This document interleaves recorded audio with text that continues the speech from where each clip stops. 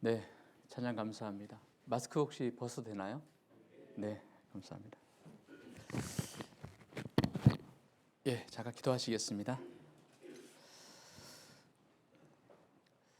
자비로우시고 은혜로우시고 지금 이 시간도 살아 역사하시는 우리 아버지 하나님, 역사의 마지막 때 마지막을 살아가는 저희들에게 이같이 큰 구원의 소망을 주시고 또 영원한 것을 위해서 영원하지 않는 이 땅의 삶을 허락하여 주신 은혜 진심으로 감사를 드립니다.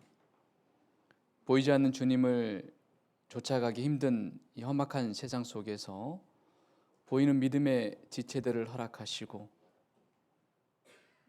또한 성령이 역사하는 교회 가운데 함께할 수 있도록 도와주신 것 감사를 드립니다. 부활의 첫날을 기념하는 이 주일 아침에 모이기 힘쓰는 말씀 앞에 말씀의 자리로 나오신 모든 분들에게 주님께서 가르쳐 주시고 깨닫게 해주시고 한 말씀 한 말씀 우리 마음에 새겨져서 한 주간 또 남은 시간들이 변화된 삶의 시간이 되기를 간절히 소망합니다. 여러 가지 형편과 어려운 상황 속에서 나오지 못한 믿음의 지체들이 있다면 어디에 계시든지 위로해 주시고 있는 초소에서 하나님을 영원롭게 하며 다음에는 함께 할 수 있는 귀한 은혜 시간 허락해 주시기를 간절히 소망합니다. 오늘 말씀의 모든 시종 주 성령께만 의지합니다. 언제나 저희를 사랑하여 주시는 예수님 이름으로 감사 기도드렸습니다. 아멘. 네, 성경 보시겠습니다. 사무엘상 7장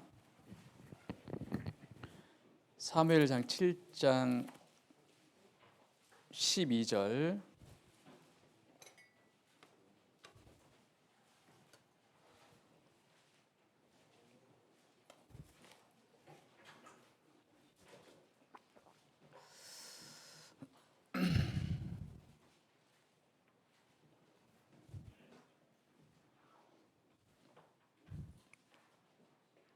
12절 사무엘상 7장 12절 구약성경 417쪽 부근입니다. 사무엘이 돌을 취하여 미스바와 센 사이에 세워 가로되 여호와께서 여기까지 우리를 도우셨다 하고 그 이름을 에베네셀이라 하니라.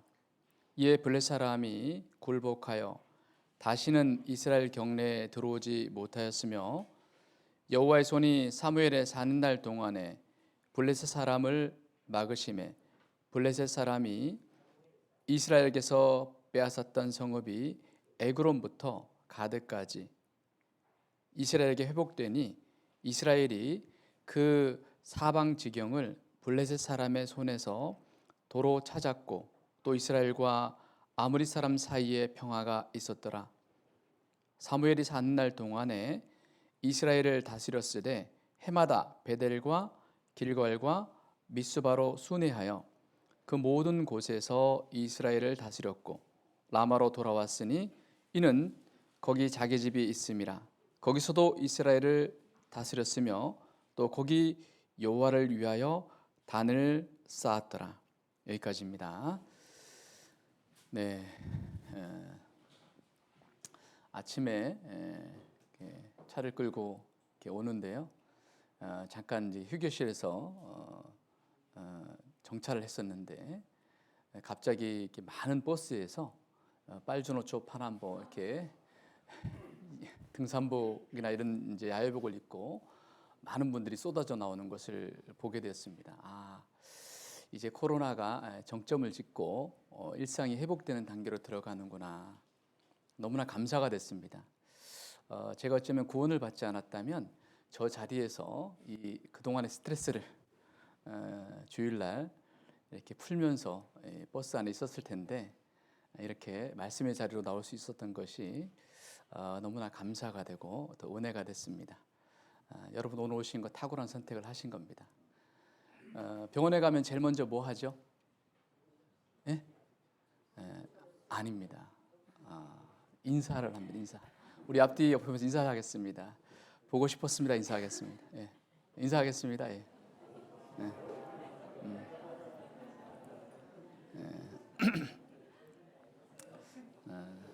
아침에 들어오는데 요 앞에 카페인가요? 카페에서 이렇게 앉아 있는 모습들이 너무나 보기 좋더라고요.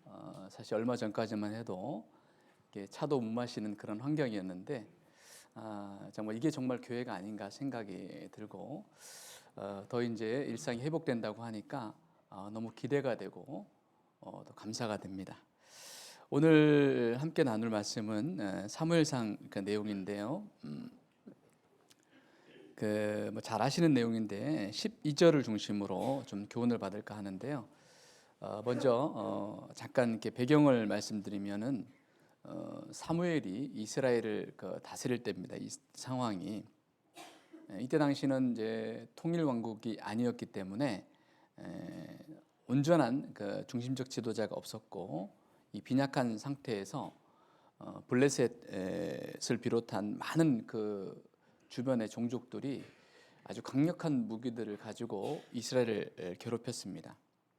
그래서 전쟁을 하면은 실패하고 계속 핍박을 받다 보니까 그들이 가장 이스라엘 백성들이 가장 소중히 여겼던 강력한 무기를 사용합니다. 이 무기가 뭐냐면 언약궤입니다. 언약궤는 하나님의 그 임재를 의미하잖아요. 그래서 언약궤를 가지고 나아갔습니다. 그러나 안타깝게도 이 마지막 무기인 언약궤를 가지고 나갔음에도 불구하고 빼앗기는 안타까운 현상들이 있었습니다. 여러분, 이 언약궤를 우리식으로 얘기하면 뭐죠? 말씀입니다. 말씀. 우리가 말씀을 가지고 나간다고 해서 다 하나님 역사하는 건 아니죠. 말씀에 붙들려 살아가는 사람에게는 역사가 있지만 말씀을 이용하는 사람에게는 징계 시간이라고 볼 수 있습니다. 지식은 교만케 하나 사랑은 덕을 세우죠. 그래서 이 말씀에 붙들려 살아가느냐, 바꿔서 얘기하면 그들은 이 말씀을 이용한 거라고 볼 수 있습니다. 왜냐하면 그들은 말씀의 가치를 몰랐죠. 사무엘상 3장 1절 이하에 보면 말씀이 희미했다. 희귀한 시대입니다. 희귀한 시대.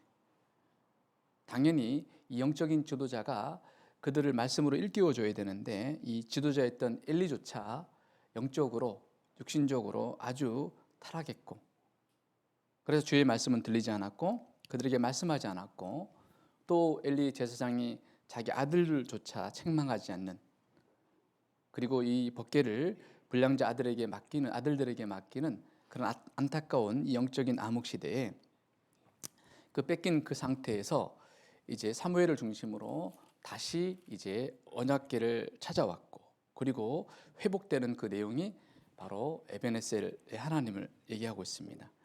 여기 쭉 7장 1절 잠깐 이어에 보시면은 이 이제 빼앗겼던 언약궤가 이제 돌아오죠. 그죠?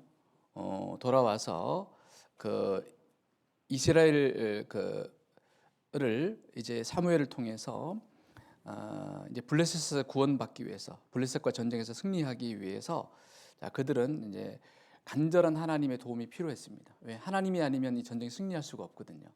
그래서 진정 그들이 우상을 제거하고 주님 앞에 돌아오는 그 회개 운동이 있었습니다. 미스바에서 7장 이제 7절 이하에 보면은 이 회개 운동을 통해서 7장 7절 이하에 보면은 4분 5일 됐던 그들이 회복하고 회개하는 이 모습이 하나님의 역사의 이제 시작이 되는 거죠. 여러분, 하나님의 백성들이 하나님의 일을 위해서 모일 때 누가 가장 두려워합니까? 마귀입니다. 이 블레셋이나 이런 종족들이 봤을 때 이스라엘은 굉장한 무시의 대상이었습니다. 무기도 별로 없었고 오합지졸이었고, 전쟁을 했다 하면 그들은 밥이었던 거죠. 그런 그들이 자기 소견대로 살아갔던 그들이 어느 순간부터 하나님을 위해서, 하나님을 일을 위해서 모이기 시작한 겁니다. 사무엘을 중심으로 회개하고 모이기 시작한 겁니다. 그리고 그들은 사무엘을 중심으로 간절한 중보 기도를 통해서 하나님의 능력을 이 땅에 끌어냈고 번제를 드림으로 하나님께서 여기 쭉 보시면 10절 이하에 보시면은 큰 우레를 발휘해 가지고 승리케 하는 이 놀라운 역사가 있었습니다. 도저히 승리할 수 없는 이 역사를 승리케 하신 이 사건이죠. 그래서 나온 유명한 말씀이 바로 12절입니다. 12절 보실까요? 12절에 보시면 사무엘이 돌을 취하여 미스바와 센 사이에 세워 가로되 여호와께서 여기까지 우리를 도우셨다 하고 함께 읽겠습니다. 그 이름을 에베네셀이라 하니라. 에베네셀이 뭐예요? 도움의 돌이란 뜻입니다. 미스바의 전투에서 블레셋과의 승리는 그들의 힘이 아니었고 전적인 하나님의 능력과 도우심이었다는 것 사실을 그 세대에도, 과거 세대에도, 미래 세대에도 알려주기 위해서 이 기념비를 세운 거죠. 이게 바로 도움의 돌 에베네셀입니다. 그래서 오늘은 그 좀 제목을 붙여봤는데요. 에베네셀 하나님의 축복의 원리. 특별히 이제 저희가 다시 일상을 회복하는 이 시점에서, 다시 회복하는 그 회복된 시점에서 과연 우리가 어떤 것을 준비해야 될 것인가, 이 부분을 가지고 좀 오늘 본문 내용을 통해서 교훈받는 시간을 갖도록 하겠습니다. 12절 다시 보시면은, 자, 사무엘이 돌을 취하여 미스바와 센 사이에 세워 가로되 여호와께서 여기까지 우리를 도우셨다 하고 그 이름을 에베네셀이라 하니라 그랬습니다. 여기 보면요, 이 에베네셀의 하나님을 볼 때, 도움의 돌, 도우시는 하나님을 볼 때 여기까지라고 되어 있잖아요. 여기까지. 시점적으로 본다면은 이 세 가지를 다 포함되고 있습니다. 여기까지 도우신 하나님. 그러니까 과거에도 함께 하신 그 하나님을 말씀하고 있습니다. 과거에도 도우신 하나님. 그리고 이 관점을 보시면은 하나님의 도우심으로 말미암아 미래 세대 증거하기 위해서 기념비를 세웠잖아요. 그러니까 현재에도 미래도 함께 하시는 하나님을 말씀하고 있는 것이거든요. 하나씩 살펴볼 겁니다. 그래서 과거와 현재와 미래에도 도우셨고 도우시고 앞으로 도우실 하나님. 어떻게 하면 이 하나님을 경험할 수 있느냐. 그래서 에베네셀 하나님의 축복의 원리에 대해서 이 본문 내용들을 통해서 살펴볼 예정입니다. 먼저 7장 3절입니다. 자, 여기까지 도우시는 하나님 보시겠습니다. 7장 3절. 자, 어떨 때 하나님이 그 도우심의 하나님을 경험할 수 있는지 그 부분을 본문 내용을 통해서 보시면요. 3절입니다. 7장 3절. 사무엘이 이스라엘 온 족속에게 일러 가로되 너희가 전심으로 여호와께 돌아오려거든 이방 신들과 아스다롯을 너희 중에서 제하고 너희 마음을 여호와께로 향하여 그만 섬기라. 너희를 블레 사람의 손에서 건져 내시리라. 5절입니다. 사무엘이 가로되 온 이스라엘은 미스바로 모이라. 내가 너희를 위하여 여호와께 기도하리라 하매 그들이 미스바에 모여 물을 길어 여호와 앞에 붓고 그날에 금식하고 거기서 가로되 우리가 여호와께 범죄하였나이다 하니라 그랬습니다. 자, 이 내용을 통해서 우리가 알 수 있는 것은 뭐냐면 여기까지 도우신 하나님은 쉽게 말하면 신앙이 회복하는 그 시발점이 뭐냐면 회개입니다. 회개를 통해서 에베네셀의 하나님을, 여기까지 도우신 하나님을 만날 수 있다는 것을 본문 내용을 통해서 알 수 있습니다. 왜 우리의 신앙이 회복되지 않느냐? 사실은 참된 회개가 없기 때문입니다. 하나님은 회개하지 않는 자에게 도와주지도 않으시고 듣지도 않으시고 그리고 반응하지도 않으시는 겁니다. 왜 회복하지 못하냐? 회복하는 것처럼 보이지만 사실 회복이 근본적으로 안 된 이유는 근본적인 회개가 없기 때문입니다. 진정한 회개가 회복의 시발점입니다. 주님께서 말씀하십니다. 내 마음의 죄악을 품으면 주께서 듣지 않으시리다. 자기 것을 그대로 고소하고 회복하길 원한다면 주님은 회복을 시켜주지 않습니다.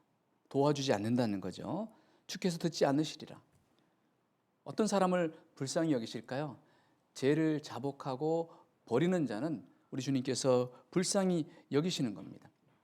그래서 여기 보면은 그들이 이제 그 회개하기 위해서 어디에 모였죠? 전 이스라엘 민족이 6절에 보세요. 미스바에 모여요. 미스바의 뭐요? 이 망대란 뜻인데요.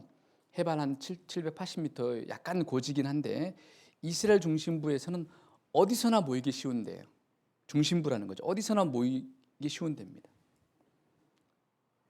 여러분, 여기가 무슨 동이죠? 대구? 동촌동? 동촌동이죠. 예, 동촌동의 중심이 어디입니까? 예? 어디에? 눈치 좀 채셔야죠. 어디예요? 대구 강북교회죠. 대구 강북교회. 그렇죠? 하나님께서는 이 교회를 중심으로 모이기를 원하시는 겁니다. 모여서 뭘 하냐? 여기 보세요. 진정한 회개가 회복을 낳는 시발점이라는 것을 알 수 있는 것이 6절입니다. 그들이 미스바에 모여 물을 길어 여호와 앞에 붓고, 물을 길어 여호와 앞에 붓고, 무슨 말이에요? 자신들의 그동안의 죄악이 물이 흘러간처럼 흘러가기를 소망하는 겁니다. 제가 이제 코로나 2년의 시간들을 보내면서 생각나는 단어가 많이 있어요. 은혜, 감사, 또 뭐도 있을까요? 죄송함도 있는 거예요. 정말 온전히 정말 이 안에서 어떻게 보낸지를 돌아보게 되는 거죠. 내 신앙을 돌아보고 교회를 돌아보고 내 마음을 주의 앞에 물쏟듯 한다는 거죠. 쓴뿌리까지 다 흘러보내는 겁니다. 내 마음을 하나님 앞에 도하고 물을 쏟듯이 자기의 부끄러운 과거, 부끄러운 죄성들, 이 잘못된 부분들을 철저하게 다 흘러보내는 겁니다. 물로 씻어 죽기를 면할 것이요, 물로 씻어 말씀으로 깨끗하게 하시는 그런 과정들이 반드시 필요하다는 거죠. 한 걸음 더 나아가서 보시면 그날에 금식하고라 했습니다. 이게 참된 회개의 외적인 표현인데 많은 분들이 금식에 대해서 오해를 많이 합니다. 물론 그런 이유는 있습니다. 예수님 시대에 바리새인들이 외식적인, 보여주기 위한 금식을 했죠. 이거는 외식입니다. 우리 시대에 보여주기 위한 신앙도 마찬가지입니다. 그러나 실제 금식의 의미는 참된 회개의 외적인 실제적인 표현입니다. 자신의 몸을 괴롭게 함으로 정말 하나님의 자비와 긍휼을 구하는 참된 회개의 외적인 행동이라고 볼 수 있습니다. 그죠? 예를 들어서 한번 보겠습니다. 밧세바를 범한 다윗, 그녀를 통해서 첫 번째 아이가 태어났죠. 그때 주님께서 어떻게 했습니까? 그 아이를 쳤습니다.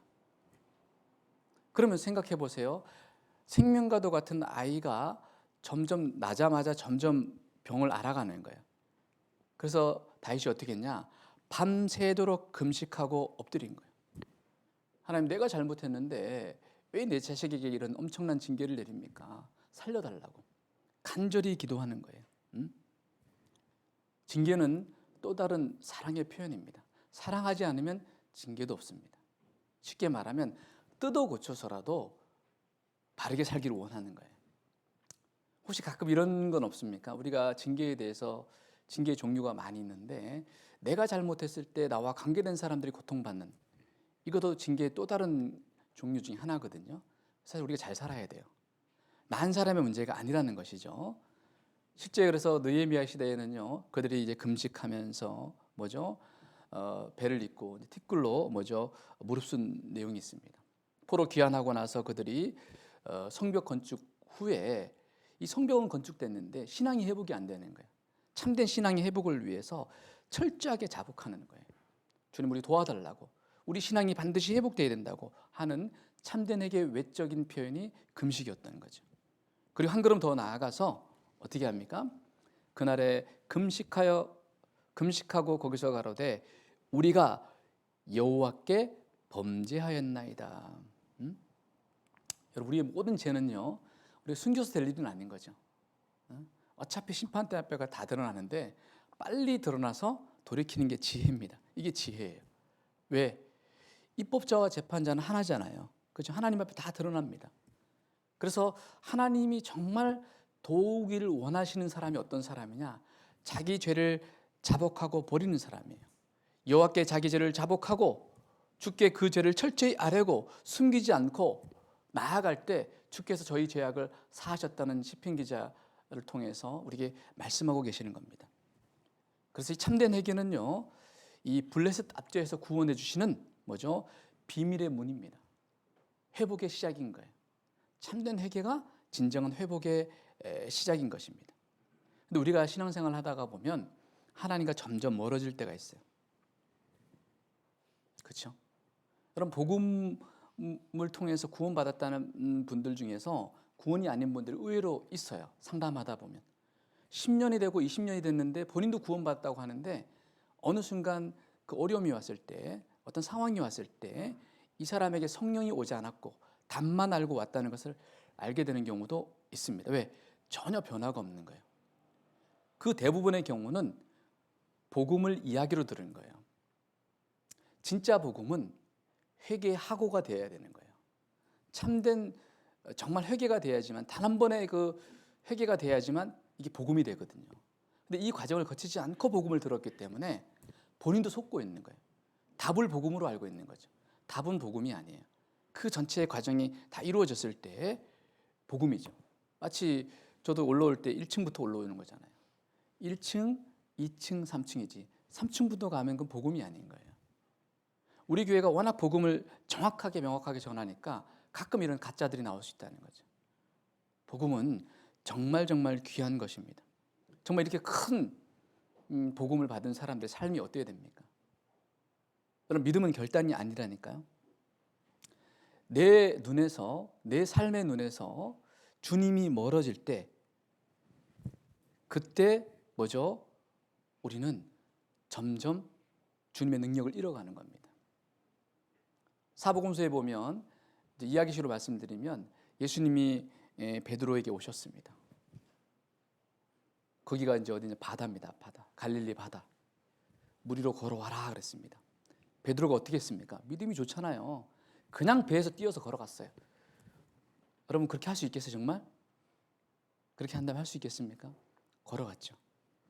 아무 문제가 없었습니다. 근데 갑자기 빠져갔어요. 왜 그랬을까요? 뭘 보고예요? 뭘 보고? 바람을 보고예요.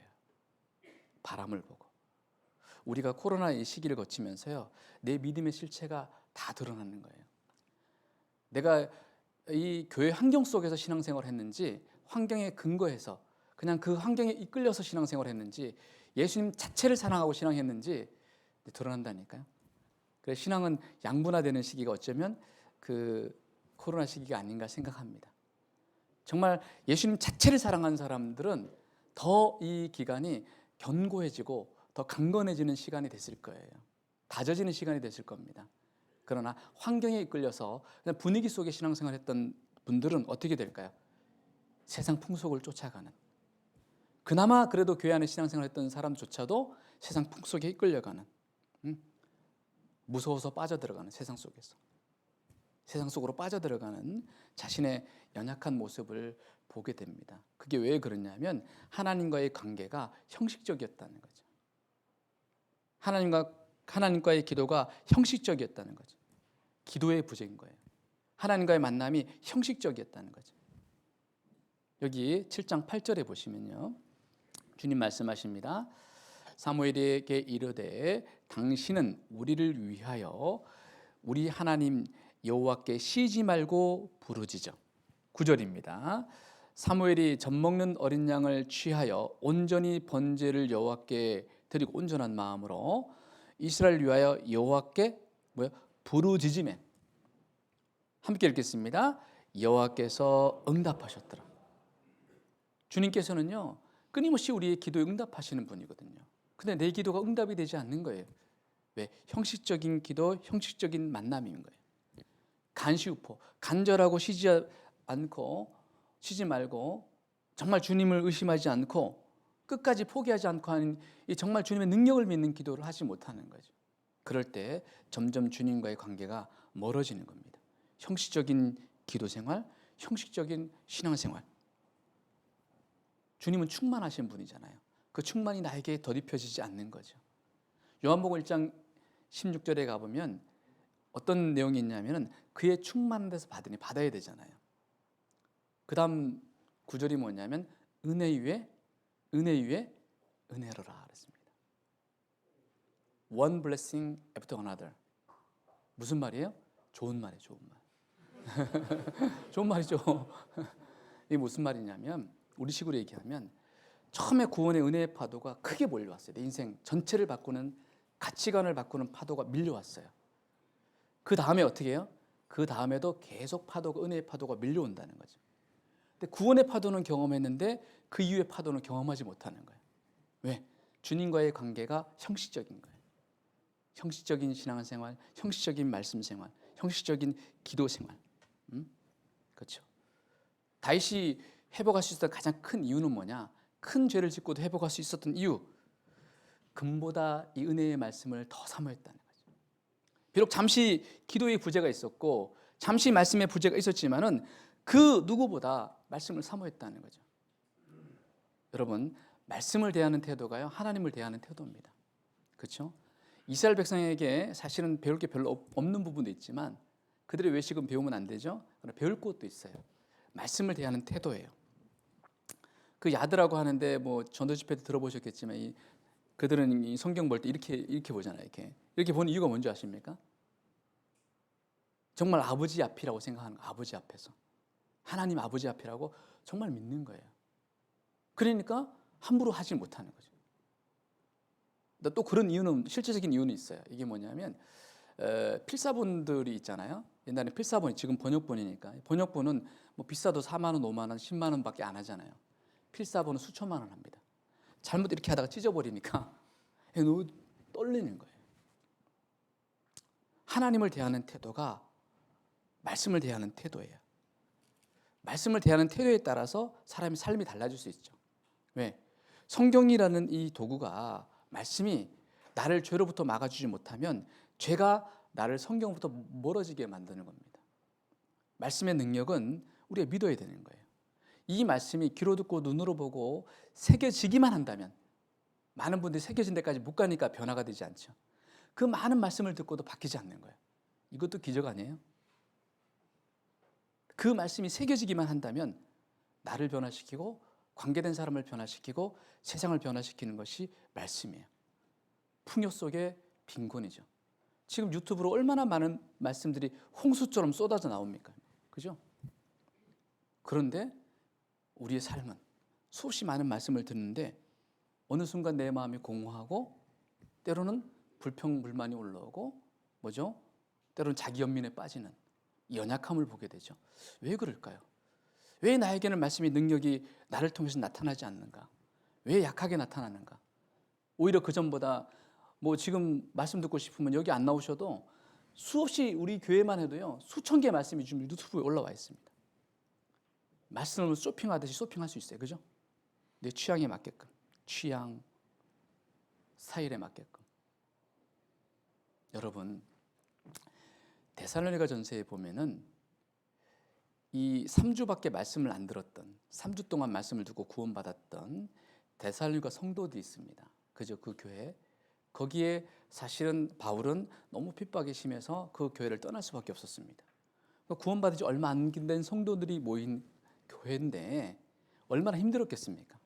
그런데 주변의 마게도냐 지역, 아가야 지역에 본이 되는 교회가 되었습니다. 어떻게 그렇게 될 수 있었을까요? 첫 번째, 구원을 연수로 얘기하는 게 아니라는 걸 알 수 있습니다. 구원은 연수가 아니에요. 그들 마음속에 말씀이 깊이 심겨졌기 때문에 그 말씀이 변화시키는 거예요. 왜? 그 증거가 데살로니가전서 2장 13절에 나와 있어요. 이 말씀을 받을 때에 사람의 말로 받지 않고 하나님 말씀으로 받을 때 믿는 자 속에 뭐죠? 하나님이 역사하시는 거예요. 그 사람 움직이시는 거예요. 그렇죠? 여기까지 돌아왔다는 거예요. 그런데 사람의 말로 받기 시작하면 나에게 은혜가 없는 거예요. 우리가 유튜브 말씀 이제 요새 막 2시간, 1시간 듣기 어려우니까 원로 목사님들은 계속 말씀하십니다. 말씀 시간 줄여라 그러는 건데 전도 집회 시간도 줄이고 계속 줄이죠. 이러다 보면 계속 30분, 40분 하겠죠. 계속 줄이는 거예요. 줄이는 거예요. 힘들다 이거지. 듣는 분들이 힘들다. 너무 힘들어한다. 줄여라 계속. 그래서 뭐 조각 말씀도 나오잖아요. 내 스타일에 맞는 취향을 찾아서 쇼핑하듯이. 자매, 정말 이 말씀 좋아 들어봐. 정말 많이 듣죠. 놀라워요. 그렇게 많이 듣는데 안 바뀌어. 안 바뀌어. 사는 게 힘들어. 마음이 공허해. 왜요? 사람의 말로 받기 때문에. 귀가 귀를 즐겁게 하는 거예요. 정말 내 삶이, 저도 그래서 기도를 많이 하거든요. 육신적으로 알았던 이게 한때 형제로 같이 있었던 많은 목회자들 있죠. 응? 때로는 뭐 저보다 나이 어리고 후임이 되신 분도 있지만 기도를 합니다. 그분이 누구인 건 간에 저분에게 나오는 말씀이 하나님 말씀으로 바뀌어달라고 기도하고 듣거든요. 그러면 들려요. 근데 인간적인 그분의 모습을 알고 있잖아요. 그렇죠? 그 관점에서 들으면 나에게 유익이 하나도 없어요. 그럼 시간만 가는 거죠. 시간만 가는 거죠. 많이 듣지만 내 삶은 변화가 없는 거죠. 무릇 지키는 많은 것보다 말씀으로 내 마음을 더욱더 지켜야 되는 이 시기에 지켜지지 못하는 거예요.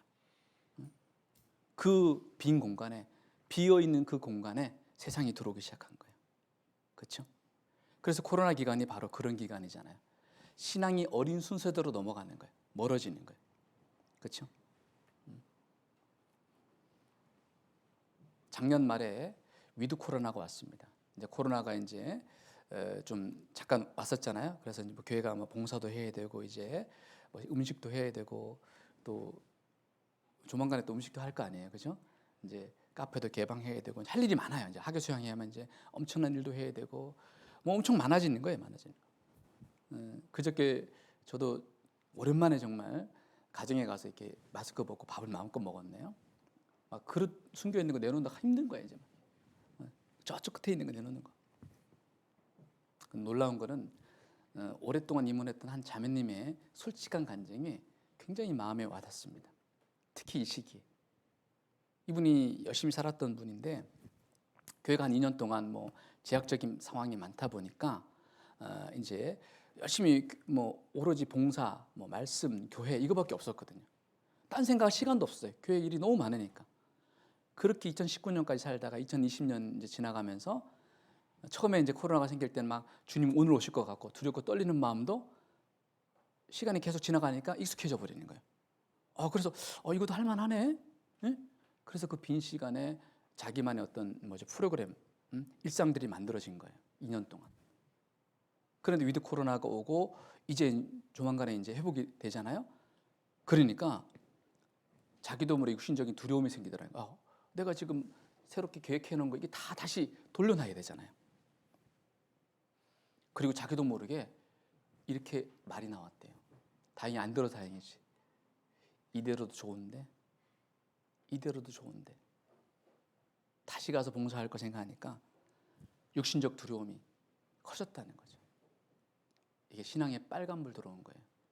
자기도 모르게 그렇게 푸념하는 자신의 모습을 보면서 충격을 받았다는 거예요. 내가 주님과 너무 멀어졌구나. 너무 멀어졌구나. 내가 정말 주님만 보고 여태까지 살아왔는데 이 코로나 기간을 거치면서 나도 모르게 너무 멀어졌구나. 자기가 자기에게 충격을 받은 거예요. 그 간증을 하는 모습을 들었습니다. 여러분, 이 신앙의 양극화가 일어나는 시대입니다. 정말 의인의 길로 갈 때에 어떤 어려움 속에도 그 어려움을 겪으면 더 단단해지잖아요. 점점 원만한 광명에 이른다는 거죠. 코로나 시기에 더 주님과 가까워진 분들도 분명히 있거든요. 근데 악인은 거쳐 넘어져도 무엇인지 깨닫지 못하잖아요. 자기 신앙의 상태가 어디까지 무너져가고 있는 자체도 모르는 그 증거가 뭐냐? 반응이 없는 거예요.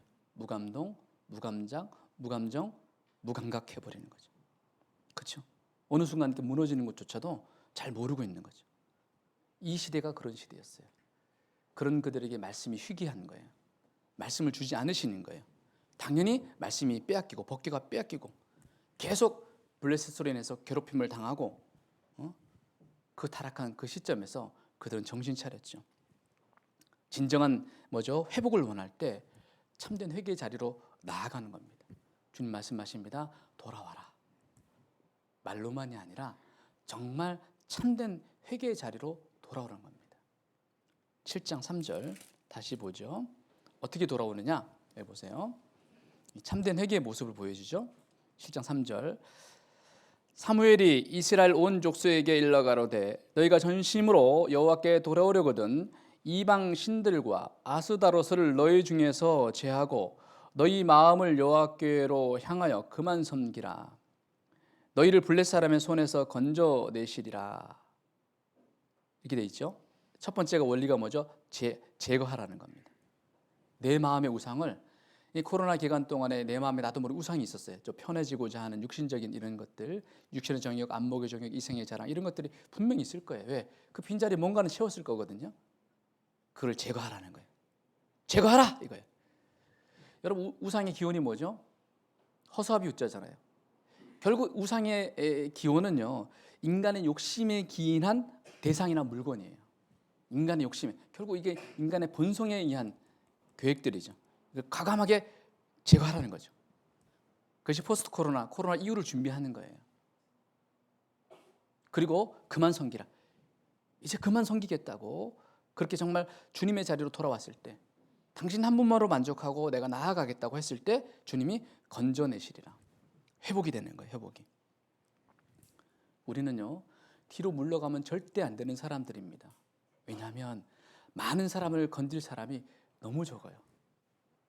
특히 지금은 구원받는 비율도 점점 적어지니까 우리의 역할이 점점 커집니다. 하나님 우리를 믿고 우리를 통해서만 역사하기를 원하시는데, 우리가 그 자리에 있으면 아무것도 할 수가 없는 거예요. 하나님도. 그럼 나의 우상이 무엇입니까? 우리 잘 알고 있죠. 인간의 욕심에 기인한 돈, 일, 취미, 빗나간 자기 사랑. 빗나간 자기 사랑이 뭔지 아세요? 게으름이에요. 게으름. 이게 우상입니다. 게으름이. 편해지고자 하는 육신적인 욕구들. 여러분, 시간이 지나가면서 내가 이전과 지금이 달라진 것이 무엇인지 생각해 봐야 됩니다. 과연 내 안에 들어온 이 찢기들을 언제 계속 제거하고 가고 있는지. 너희 보면 모든 죄악을 버리고라는데 내가 무슨 죄악을 버리고 나아가고 있는지. 버리는 만큼 남는 건 주님밖에 없거든요. 다윗의 고백처럼 주여 내가 무엇을 바라리요? 나의 소망은 오직 주께만 있나이다. 왜? 버렸기 때문에 그런 거예요. 버리지 않으니까 그랬으면 좋겠지만, 말씀은 그런데 이렇게 가는 거죠. 버리지 않고 살기를 원하기 때문에 그런 거예요. 그렇죠? 그래서 신앙은 이론이 아니고 체험이라고 하거든요. 실제 이것을 버리고 어떤 환경에서 주님이 도우심을, 에베네셀의 하나님을 경험한 사람들의 고백을 몇 분 소개하도록 하겠습니다. 이사야서, 에베네셀의 하나님, 여기까지도 오신 하나님을 경험한 믿음의 선배들의 고백을 들어보도록 하겠습니다. 체험자들의 고백입니다. 체험자들의 고백. 자, 이사야 43장 2절.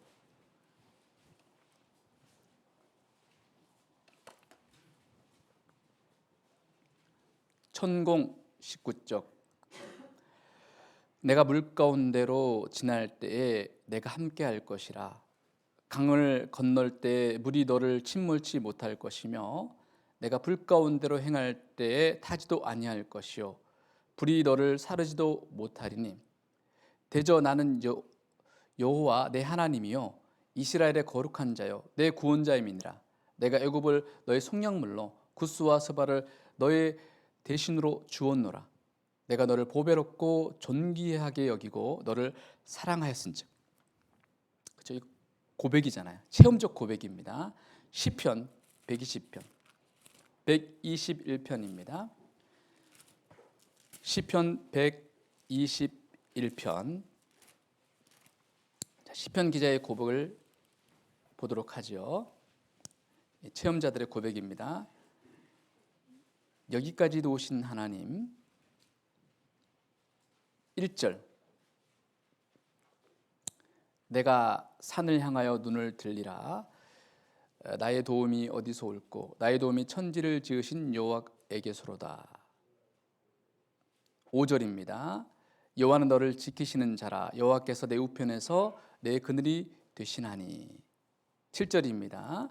여호와께서 너를 지켜 모든 환난을 면케 하시며 또 내 영혼을 지키시리로다. 여호와께서 너의 출입을 지금부터 영원까지 지키시리로다. 이 시편 기자의 고백입니다. 로마서 8장입니다. 8장 31절. 이렇게 성경을 계속 찾는 이유는 여러 가지가 있지만 졸음을 방지하기 위해서 그런 것도 있습니다. 8장 31절. 자, 사도 바울의 고백입니다. 잘 들어보시기 바랍니다. 체험적 고백이죠. 신앙을 체험하는 고백이죠. 그런즉 8장 31절 로마서 이 일에 대하여 우리가 무슨 말 하리요? 만일 하나님이 우리를 위하시면 누가 우리를 대적하리요? 32절 자기 아들을 아끼지 아니하시고 우리 모든 사람을 위하여 내어 주시니가 어찌 그 아들과 함께 모든 것을 우리에게 은사로 주지 아니하시겠느냐? 반드시 주시겠다는 거죠. 경험한 거죠. 35절 구체적인 내용입니다. 누가 우리를 그리스도의 사랑에서 끊으리요? 환난이나 공고나 핍박이나 기근이나 적신이나 위험이나 칼이라. 기록된 바 우리가 종일 주를 위하여 죽임을 당케 되며 도살 양같이 여김을 받았나이다 함과 같으니라.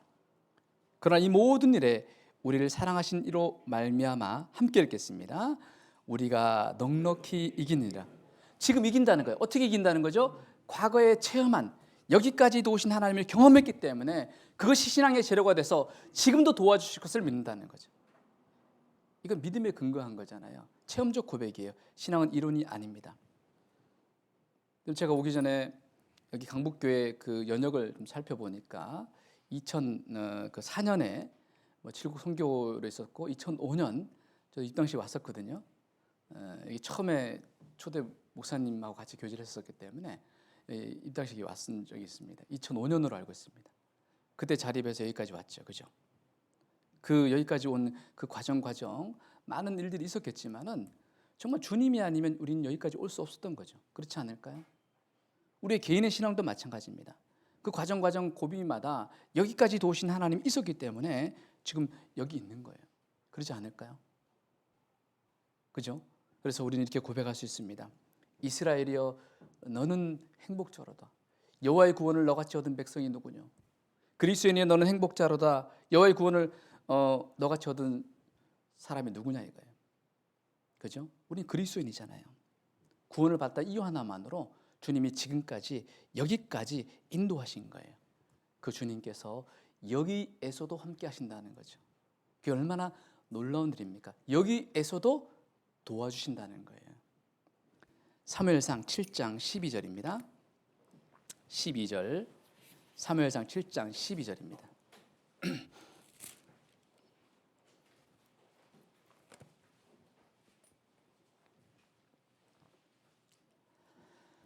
사무엘이 돌을 취하여 미스바와 센 사이에 세워 가로되 여호와께서 여기까지 우리를 도우셨다 하고 그 이름을 에베네셀이라 하니라. 이에 블레셋 사람이 굴복하여 다시는 이스라엘 경내에 들어오지 못하였으며 여호와의 손이 사무엘에 사는 날 동안에 블레셋 사람을 막으심에 블레셋 사람이 이스라엘에게서 빼앗았던 성읍이 에그론부터 가드까지 이스라엘에게 회복되니 이스라엘이 그 사방 지경을 블레셋 사람의 손에서 도로 찾았고 또 함께 읽겠습니다. 이스라엘과 아모리 사람 사이에 평화가 있었더라. 바로 여기에서도 함께 하신 하나님입니다. 여기에서도. 그죠? 여기 보시면 기념비를 세운 이유는요. 여기까지 도와준 그 주님께서 현재 그때 당시 현재 이스라엘 백성에게도 함께 한다는 의미가 포함되어 있다는 거죠. 마찬가지입니다. 지금도 함께 하신다. 이 말은 뭐예요? 임마누엘의 하나님입니다. 여러분, 하나님이 나와 함께 하심을 경험할 때, 체험할 때 우리에게 뭐가 오죠? 평강이 와요. 뭐가 온다고요? 평화가 와요. 여기 평화가 온다 했잖아요. 평화가 와요. 여러분, 샬롬. 평강하십니까? 정말? 리얼리? 이렇게 물어볼 줄 몰랐죠. 평강한 이유가 있어요. 무조건 평강한 게 아니고 여기 보시면요. 여기까지 도와주신 하나님께서 13절부터 보시면은 이에 블레셋 사람이 뭐죠? 굴복해요. 계속된 전쟁 가운데서 굴복시킨다는 거예요. 여기에서도 마귀가 한번 물러가면요 끝나는 게 아니에요. 다시 계속 오거든요. 그럴 때도 계속 굴복시킨다는 거예요. 그리고 다시는 이스라엘 경내에 들어오지 못하였으며, 그죠? 여호와의 손이 사무엘에 산 날 동안에 블레셋 사람을 막으시면 주님이 막아주신다는 거죠. 그리고 14절에 보시면 블레셋 사람이 이스라엘에게서 빼앗았던 성읍이 에그론부터 가드까지 이스라엘에게 뭐라고요? 회복시킨다는 거죠. 회복시켜 주시고 그리고 이스라엘이 그 사방 지경을 블레셋 사람의 손에서 도로 찾았고, 또 이스라엘과 아모리 사람 사이에 뭐가 있었다고요? 평화가 있었더라. 주님이 함께 하시기 때문에 평화가 있는 거예요. 그럼 주님이 함께 하지 않으면 평강이 없습니다. 도와주신 주님이 지금도 함께 하시기 때문에 그것을 기념비를 보고 교훈을 받으라는 거예요. 아, 여기까지 도우신 하나님께서 여기서도 도우신 그것을 기념비를 보고, 아, 그렇구나. 과거에서 함께 하신 하나님이 지금도 함께 하시는구나. 그 증거가 뭐냐 이거예요. 13절. 이에 블레셋 사람이 굴복하여, 잠시 굴복이죠. 다시는 이스라엘 경내에 들어오지 못하였으며 여호와의 손이 사무엘의 산 날 동안에 블레셋 사람을 막으시며. 뭐예요? 뭐가 막았다고요? 칼이, 활이, 여호와의 손이. 여호와의 손입니다. 여호와의 손이 뭐죠? 바로 하나님의 능력입니다. 하나님이 지켜주시고 보호하시고 인도하신다는 거죠. 함께 하신다는 뜻이에요. 쉽게 말하면. 사무엘상 5장입니다. 쪼글려 드시고 5장. 자, 여호와의 손이 뭔지를 좀 구체적으로 보도록 하죠. 사무엘상 5장 6절.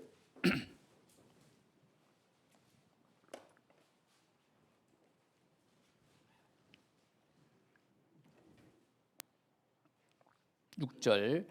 여호와의 손이 아스돗 사람에게 엄중히 더하사 독종의 재앙으로 아스돗과 그 지경을 쳐서 망하게 하니. 9절입니다. 그것을 옮겨간 후에 여호와의 손이 심히 큰 환난을 그 성에 더하사 성읍 사람의 작은 자와 큰 자를 다 쳐서 독종이 나게 하신지라. 뭐예요? 여호와의 손은 능력의 손입니다. 능력의 손이죠. 이 능력의 손은 어떻게 나타난다는 거죠? 전적으로 그 말씀을 순종하는 자에게 주시는 능력의 손입니다. 하나님의 함께 하심을 전적으로 믿는 사람에게 주님의 능력이 나타나는 거예요. 그런데 이 능력의 손이 하나님의 말씀을 거역하고 불순종할 때는 재앙의 손으로 바뀐다는 거예요. 사무엘상 12장 보시죠. 15절. 너희가 만일 여호와의 목소리를 듣지 아니하고 여호와의 명령을 거역하면 여호와의 손이 너희 열조를 치신 것 같이 너희를 치실 것이라. 그 능력의 손이 재앙의 손으로 바뀐다는 겁니다. 다윗이 있잖아요. 그 순종의 다윗이 교만해져서 인구조사할 때 이스라엘 땅에 3일 동안 뭐가 있었어요? 온역을 내렸습니다. 왜? 그 능력의 손이 재앙의 손으로 바뀐 거예요. 불순종할 때. 우리는요, 이 임마누엘의 하나님을, 현재도 함께 하신 하나님을 어떻게 경험합니까? 그 약속을 믿고 순종하고 나아갈 때 우리에겐 평강이 있는 거예요. 계속 굴복시키시고 막으시고 회복시키시고 평강을 주시는 그 평강의 하나님을 매일의 삶 속에서 경험하게 되는 겁니다. 에베네셀의 하나님을 매일 삶 속에서 경험하게 되는 거예요. 그 축복을 경험하게 되는 겁니다. 그래서 가장 많이 경험하신 분이 누굽니까? 우리의 주님이십니다. 주님이. 그죠? 우리 주님이 경험하신 거예요. 예수님께서 십자가 도상에서 처절하게 그 자신을 내어주기 전에 얼마나 외로웠습니까? 인간적으로 봤을 때. 여러분, 가장 힘들 때가 언제인 줄 아십니까? 안 믿는 사람이 나를 대적하는 것은 문제가 안 돼요. 여러분, 신앙생활에 언제 가장 힘들어요? 바깥에 복음을 전하는 가정 속에서 고난이 있는 것은 견딜만 해요. 네. 때로는 그걸 이기면 감사해요. 그런데 안에서 총뿌리가 이 안에 들어와서 사랑하는 사람들끼리 상처를 주고 상처를 받을 때 어떻게 할 수가 없는 거예요. 어디 가서 말도 못하고. 그 십자가 도상 가기 전에 철저하게 예수님을 버리는 사람들이 누구냐? 멀리 있는 사람들이 아니에요. 제자들이 다 예수님을 떠나간 거예요. 그때 예수님께서 말씀하셨습니다. 나는 외롭지 않습니다. 왜요? 다 떠나고 나를 혼자 둘 때가 오지만은 나는 외롭지 않다. 왜? 아버지께서 나와 함께 하시니라. 진정한 평강이 있었던 거죠. 그게 바로 순종입니다. 약속을 믿을 때 평강이 있는 거예요. 임마누엘 하나님, 도우시는 하나님을 순종을 통해서 경험하는 거예요. 내 자신을 철저히 꺾고 나아갈 때, 낮추고 자기를 버리고 온전히 순종의 자리로 나아갈 때 그 약속의 말씀을 매일의 삶 속에서 경험하는 거예요. 노아가 방주를 만들 때 이해가 돼서 순종했습니까? 이해가 안 되죠. 주변 사람들만 이해가 안 된 게 아니고 노아도 이해가 안 됐죠. 본 적이 없거든요. 본 적 없는 걸 만들려고 하는 거죠. 성막을 만들 때 성막을 본 적 있습니까? 본 적이 없어요. 너무 자세히 설계도를 말씀하시잖아요. 근데 여호와께서 모세에게 명하신 대로 모세는 자기 생각을 넣지 않고 그대로 한 거예요. 그대로. 어떤 왕에게 충성스러운 3인의 신하들이 있었습니다. 이 신하들이 너무 이쁜 거예요. 이 왕이 이제 나이가 들었거든요. 그래서 3명의 신하를 불렀습니다. 너희들 이 앞에 큰 연못이 있지 않느냐. 이 연못이 있는데 내가 너희들에게 바가지 하나 주겠다. 그래서 바가지 하나 준 거예요. 그리고 명령이 뭐냐, 충성스러운 부하들이기 때문에 바가지로 물 퍼라 저거. 바닥 날 때까지. 아무 생각 없이 충성스러운 신하들이니까 펐어요. 계속 한다. 2달 푸다 보니까 첫 번째 신하가 생각을 한 거예요. 야, 이게 의미 없는 짓을 내가 왜 이렇게 계속 해야 되냐. 와, 왕이 너무하시다. 지쳐간 거예요. 우리로 말하면 50견이 와가지고 이것도 안 돼. 에이, 난 포기했어. 둘째는요. 2번째 포기한 사람은 죽기까지 폈는데 안 되는 거예요. 그냥 병나서 그냥 이렇게 되는 거예요. 지쳐버린 거예요. 3번째 신하는 계속 풉니다. 3번째 신하를 보면서 두 신하가 얘기합니다. 야, 너 완전히 아무 생각 없구나. 너 바보지. 그 바보 소리를 듣던 그 신하는 생각 없이 계속 푼 거예요. 어느 날 우리가 알겠지만은 눈치채셨죠? 햇빛이 비치고 바닥이 드러나고 반짝반짝 뭐가 드러났어요. 그게 뭐예요? 금덩어리가 엄청나게 있는 거예요. 원래 3분의 1씩 나눠주려고 그랬는데 어떻게 했습니까? 마지막 한 신하를 불러서 왕이 한마디 했습니다. 너 다 가져라. 여러분, 우리가 이에 대해서 믿는 게 아니거든요. 주와 같이 길 가는 거 찬송가가 있잖아요. 쉬워요, 어려워요? 주와 같이 길 가는 거? 또 어떤 분 10대, 이분은 신앙생활 안 하는 분이에요. 안 하는 분은 그렇게 얘기하잖아. 안 해보니까 다 쉬운 거지 뭐. 내 마음이 즐거운 게 아닌가 얘기하잖아요. 내 몸이 즐겁다는 말이 어디 있습니까? 진짜 신앙생활은요, 몸은 힘든데 보람이 있는 거예요. 제가 최근에 이제 목사님들 자주 못 만나잖아요. 그래서 이제 얼마 전에 어떤 목사님을 한번 뵀는데, 목사님이 이제 교회가 이제 식구들이 얼마 없는 이제 어르신들이 많은 교회에 계셨어요. 정말 고생을 많이 하셨는데 이제 코로나로 인해서 사실은 교회가 재약식을 많이 받다 보니까 사실은 뭐 어르신들 위주로 있는 교회에다가 몇 명 되지도 않고, 그러니까 사실은 열정이 넘치시는 분인데 뭐 할 수 있는 게 없는 거예요. 이렇게 할 수 있는 게. 이해되시죠? 그분 말씀으로는 그래서 말씀의 칼을 계속 갈았대요. 그동안 안 봤던 성경, 뭐 성서 신학원 말씀들만 그냥 칼을 갈았대. 그냥. 왜 칼을 갈아요? 쓰려고 갈았지. 근데 얼마나 갈았는지 칼이 다 닳았대. 그냥. 그래서 다음에 목회지 가면 좀 움직일 수 있는 분들이 있는데 교회를 가고 싶다. 왜? 같이 정말 죽기 살기 한번 해보고 싶다. 말씀만 듣는다고 그 사람의 삶이 변화됩니까? 그 말씀이 삶 가운데 이루어져야지 역사가 일어나는 거예요. 많은 지식은 교만케 만들 수 있죠. 한 말씀이라도 그 삶 속에 이루어질 때, 그죠? 주와 함께 동행할 때 그 가운데서 코로나 시기에도 마찬가지예요. 코로나 시기에도 계속 동행하는 삶 속에서 그 역사를 본 사람들에게 평강이 있는 거예요. 그렇죠? 아, 주님 여기에서도 도우시는 분이구나. 이렇게 고백할 수가 있다니까요. 그 사람이 또 어려움이 와도 그 약속의 체험이 있었기 때문에 그 약속을 근거로 또 그 다음을 이겨나가는 거예요. 신앙은 공짜가 아니죠. 공짜가 아닙니다. 역사와 열매는 그냥 나타나는 게 절대 아닙니다. 그렇죠? 신앙생활 잘하는 분들은 그 과정이 있었던 거예요. 그런 신앙의 재료들이 있었는데 오래돼도 그런 신앙의 재료를 경험하지 않은 분들은 조그만 어려움이 와도 넘어지는 거예요. 경험한 적이 없기 때문에. 사무엘상 7장. 여기에서도 함께 하시는 그 주님께서 이렇게 말씀하십니다. 이제 오늘의 핵심적 내용인데요. 7장 15절. 사무엘상 7장 15절. 사무엘이 사는 날 동안에 이스라엘을 다스렸으되 해마다 베델과 길갈과 미스바로 순회하여 그 모든 곳에서 이스라엘을 다스렸고 라마로 돌아왔으니 이는 거기 자기 집이 있음이라. 거기서도 이스라엘을 다스렸으며 또 거기 여호와를 위하여 단을 쌓았더라. 무슨 말이에요? 이제 여기서부터 도와주시는 하나님. 12절에 보시면 돌을 세워 치하여 뭐라고 했습니까? 기념비를 세웠다는 건 뭐예요? 과거뿐만이 아니라 현재에서도 함께 하시지만은 어떻게 해요? 앞으로도 미래 세대에도 함께 하심을, 도와주심을 보고 믿으라는 거예요. 믿고 기대하라는 거예요. 앞으로서도 함께 하실 하나님을 믿고 기대하라는 거예요. 사무엘은 그래서 이렇게 고백합니다. 사무엘이 뭐죠? 사는 날 동안, 무슨 말이야? 평생 동안 빠짐없이 이스라엘을 다스렸으되.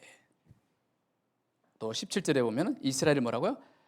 다스렸고. 끝에 보면 이스라엘을 다스렸으며, 이 단어를 뭘로 바꿀 수 있을까요? 그 앞에 단어를 넣을 수 있어요. 말씀대로예요. 말씀대로 다스렸고, 이스라엘을 말씀으로 다스렸고.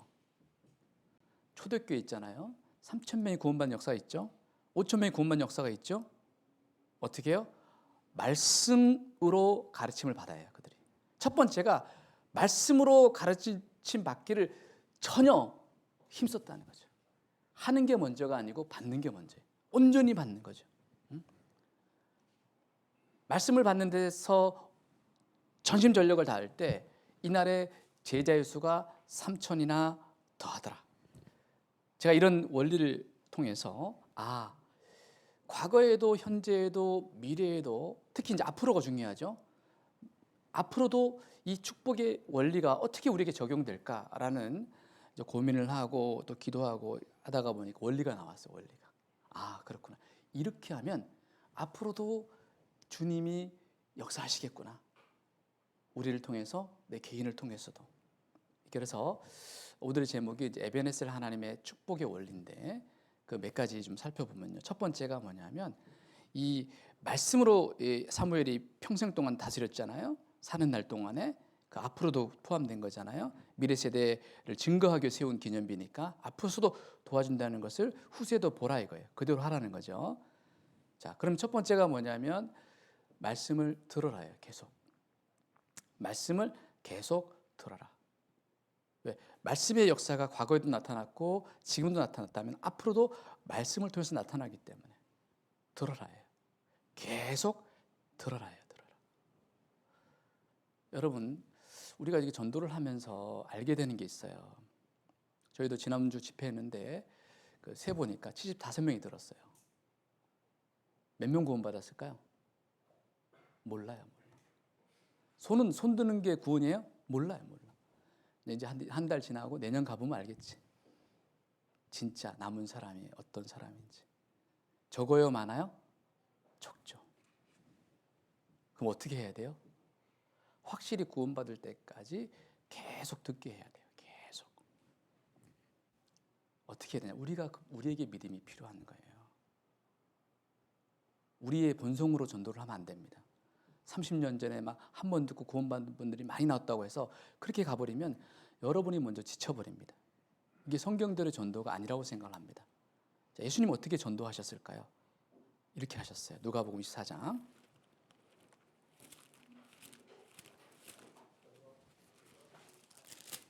누가복음 24장. 자, 긴 구절이므로 해당되는 것만 보도록 하죠. 24장 6절. 6절에 보시면 24장 6절에 나와 있죠. 여기 계시지 않고 살아나셨느니라.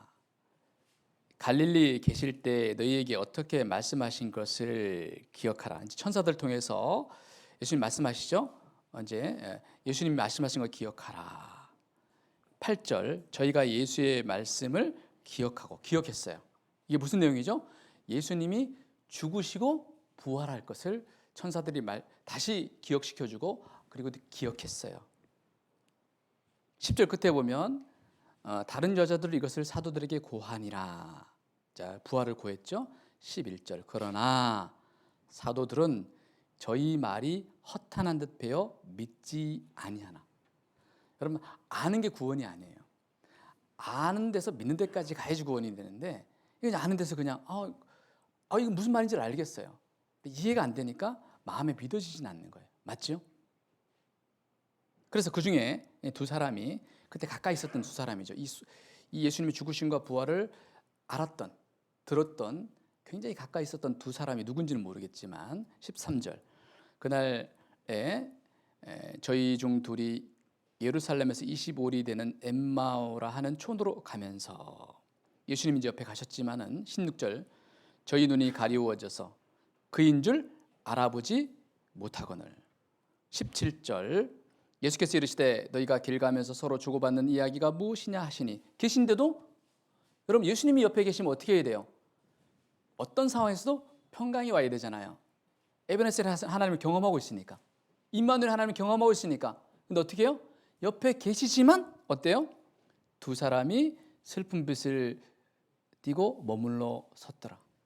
구원을 받았다고 하는데 표정은 어두운 밤이야. 항상 어두운 밤이야. 뭔가 이게 문제가 있는 거죠. 예, 부활을 알고는 있어요. 근데 이해가 안 되는 거예요. 영원한 속죄를 알고는 있어요. 다 가져갔다며. 알고는 있어요. 그러나 안 온 거예요. 어떻게 해야 될까요? 넘어가요, 그냥? 넘어가요? 아니죠.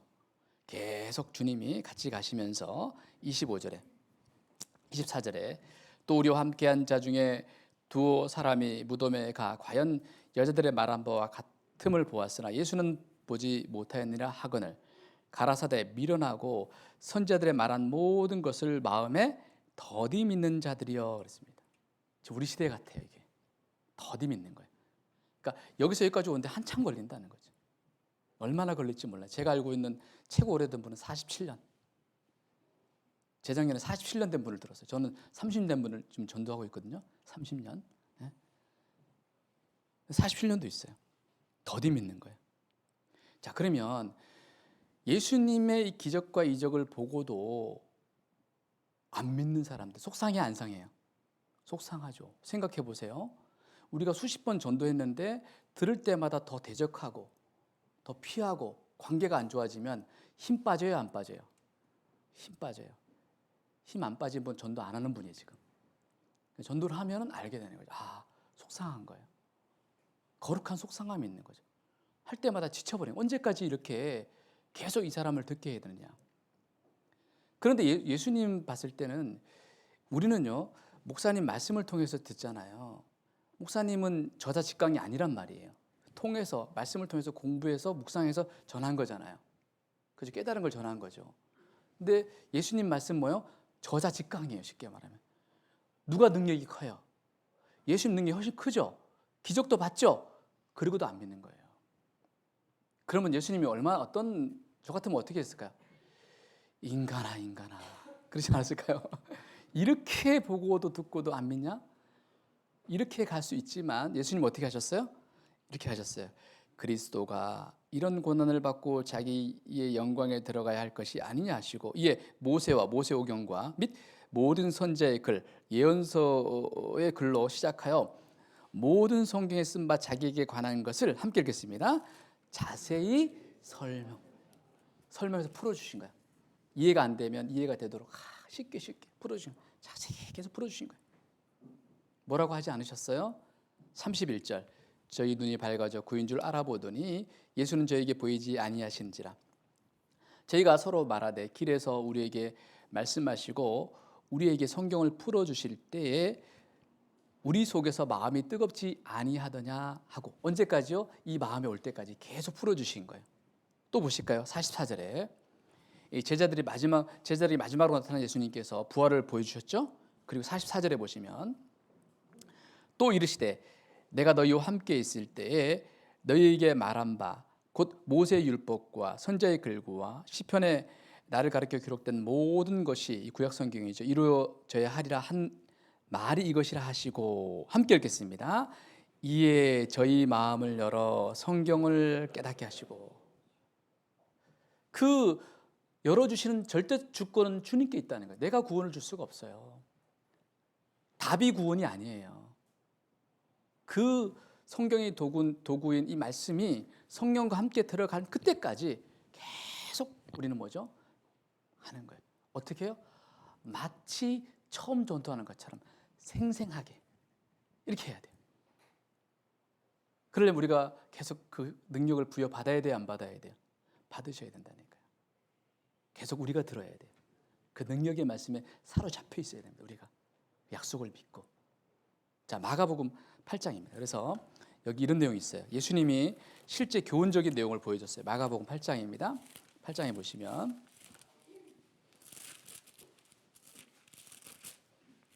22절 벳세다의 이름에 8장 22절 마가복음 8장 22절 벳세다의 이름에 사람들이 소경 하나를 데리고 예수께 나와 손대시기를 구하거늘 예수께서 소경의 손을 붙드시고 마을 밖으로 데리고 나가사 눈에 침을 뱉으시며 그에게 안수는 이제 전가한다는 뜻이죠. 하시고 무엇이 보이느냐 물으시니 우러러 보며 가로되 사람들이 보이나이다. 나무 같은 것들에 걸어가는 것을 보나이다 하거늘. 한번 여쭤볼게요. 자, 예수님이 이제 눈에 침을 뱉으셔가지고 안수했어요. 그래서 그가 눈을 떴죠. 소경이 눈을 떴죠. 근데 어떻게 보였어요? 나무 같은 것들이 보인다예요. 그러면 선명히 보였어요? 희미하게 보였어요? 희미하게 보인 거예요. 그래서 예수님께서 눈에 다시 안수하심에 저가 주목하여 보더니 나아서 만물을 밝히 보는지라. 분명히 보였어요? 희미하게 보였어요? 이제 확실히 보인 거예요. 자, 우리는 생각해 봐야 됩니다. 능력의 예수님께서 전지전능하신 그분께서 왜 다시 안수하셨을까요? 여기에 비밀이 있는 거예요. 이 바로 단계적 치료라고 하는 거예요. 받을 때까지. 누가복음 15장에도 보면 찾을 때까지, 구원받을 때까지 계속 동일한 성령, 동일한 말씀을 증거하라는 거예요. 계속 받을 때까지. 우리 시대는요, 참 힘든 시대입니다. 그래서 영적으로. 제가 2006년에 이렇게 유럽에 선교를 한 6개월 다녀온 적이 있는데 그때 모습이 지금 한국에 있어요. 너무 힘든 거예요. 한 사람 붙들고 거의 매일같이 해서 2달을 상담한 적도 있고, 일본의 어떤 선교사님은 한 사람을 3년 상담했대. 3년. 지금 그런 시대예요. 그렇게 해서도 구원을 받아야 되는 거예요. 그러면 그 3년 상담하고 2달 상담하고 이렇게 계속 전도 집회 수십 번을 듣게 하는, 그렇게 하려면 누가 힘이 있어야 됩니까? 우리가 그 능력에 붙들려 있어야 돼요. 말씀에 붙들려 있어야 됩니다. 그래서 우리가 말씀에요, 계속 잘 들어야 됩니다. 우리가 그 능력의 말씀을 계속 들어야 됩니다. 그럼 주님이 약속을 안 지키는 게 아니거든요. 세상이 타락하니까 사람들이 구원받기 힘든 거예요. 시간이 많이 걸리는 거예요. 그러려면 우리에게 더 큰 능력이 필요하잖아요. 그러니까 그 능력에 계속 사로잡히는 게 필요해요. 우리가 말씀을 듣지 않고 믿지 않고 지키지 않기 때문에 약속에 도우시는 에베네셀의 하나님을 경험하지 못할 뿐입니다. 약속의 말씀으로 말씀하시잖아요. 계속 전하라고, 계속 들을 때까지. 그리고 우리도 계속 들어야 되는 거예요. 능력에 사로잡혀서, 우리 힘이 아니라 주님이 주신 힘으로. 그래서 우리가 복음을 전하면 속상한 일이 있잖아요. 속상한 일을 그분하게 얘기하면 안 돼요. 저도 가끔 그렇게 실수한 적이 있는데, 하도 얼마 전에 한번 그런 적이 있거든요. 30년을 전도했어요, 세상에. 그것도 지속적으로 수십 번 들은 것 같아요. 학교시험에도 몇 번 간지도 기억도 안 나요. 많이 들어서. 한 번은 얘기했습니다. 가족 중에 한 사람이거든요. 야, 당신이 이렇게 구원 못 받는 것이 내가 지금 문제가 있어서 그런 게 아닌가. 그런 건 아니라고 얘기를 하더라고요. 너무 속상하니까. 근데 제가 후회했어요. 그 속상함을 누구한테 가져가야 됩니까? 누구한테 가져가야 됩니까? 속상하다고 그분은 못 알아듣잖아요. 자꾸 부담을 주면은 잠수 타버려요. 내가 실수했다. 곧바로 반성하고 이 속상함을 하나님께 가져가는, 하나님, 내가 이렇게 구원받지 못한 가족을 갖고 있는 나를 불쌍히 여겨달라고, 도와달라고, 나에게 힘이 필요하고 능력이 필요하고 약속을 믿는 믿음이 필요하다고, 지치지 않는, 이게 필요한 거예요. 그래서 기도하고 말씀의 자리로 갔어요. 내가 먹어야 되니까 이렇게. 그 힘으로 가라는 거예요. 그분이 들어야 될 게 아니잖아요. 주님이 듣고 주님이 내 기도를 들어주시고 나는 또 주님의 능력에 붙들려서 가는 거잖아요. 어떻게 해요? 마치 처음 전도한 것처럼. 수십 번 들었는데 처음 전도한 것처럼 하면 어떻게 생생하잖아요. 혹시 그러면 그분도 생생해서 구원받을지 어떻게 알아요? 그렇게 가는 거예요. 계속 듣고. 믿음은 들으면서 나면 듣는 과정 속에서 구원받으니까. 어떤 분은 전도 집회 수십 번 들었는데요. 첫날 구원받았대. 첫날. 왜 그런 줄 알아요? 이 모든 것이 다 머리로 알고 있는데 어느 하나가 딱 그랬는데 첫날 들으면서 하나님 살아계시는구나. 곧바로 구원받은 거예요. 다 연결돼 버린 거예요. 순식간에. 구원은 순간의 기적이거든요. 준비만 되면. 어디서 구원받을지 어떻게 알아요? 계속 듣는 과정 속에 가야 되는 거죠. 두 번째 축복의 원리가 뭐냐면은 말씀을 정말 우리가 들었다면 어떻게 해야 될까요? 행해야 되는 거죠. 말씀대로 행하는 사람에게 에베네셀의 축복이 있는 거예요. 행하는 자에게 복이 있다고 돼 있잖아요. 이 계명을 지키기에 신속히 하고 지체치 않는 사람에게 복이 있는 거예요. 지체하니까 그대로 못하는 거예요. 들으면 무조건 해야 되는 거예요. 무조건. 생각하고 하면 못합니다. 아브라함에게 이삭을 바치라. 한 이틀만 생각해봐라. 그럼 안 갔을 거요. 부인에게 물어봐라. 안 갔을 거요. 부인이 곧바로 얘기합니다. 이혼해. 그죠? 안 물어봐요. 자, 보세요. 제일 먼저 어디에 가야 되냐? 기도의 자리로 가셔야 돼요. 행할 수 있는 힘을 달라고. 그죠? 사무엘상 7장입니다. 7장 6절입니다. 7장 6절.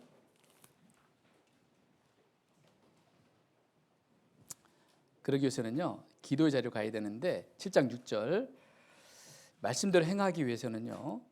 잊어버리기 전에 이렇게 가야 됩니다.